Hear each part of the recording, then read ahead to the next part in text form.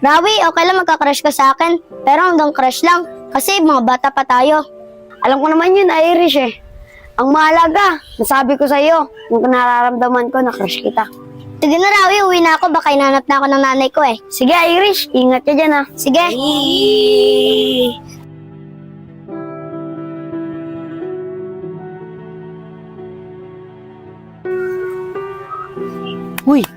Uy, Rolly, crush mo. Sabihin mo na. Sabihin mo na yung sasabihin mo. Sige, akong bahala. Sasabihin ko na yung nararamdaman ko. Basta, supportahan niyo ako ha. Oo, susuportahan ka namin. Tara na.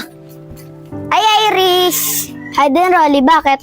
May sasabihin kasi ako, Irish. Kasi... May sabihin mo na! Crush kita eh. Ayun lang ba sasabihin mo? Kala ko naman kung ano. Sige, papayagan kita, maging crush ako. Pero hanggang crush lang, kasi mga bata pa tayo. Talaga, Irish? Okay lang sa'yo? Oo, Rolly. Sige na, una na kami ha. Talaga? Crush ka din ni Rolly? Di ba yung kapatid niya si Rawi, crush ka din niya? Oo nga eh. Pabayaan natin yun. Crush lang naman eh. Tara na. Talaga, Iris, magiging kaklase na tayo? Oo, Rolly, magka-classmate tayo. Kasi yung room nyo, magiging classroom na rin namin. Iris, Masaya natutuwa si ako, Rolly. magkaklase na tayo. Kaya pa siya Oo, Rolly, masaya rin ako. Sige na,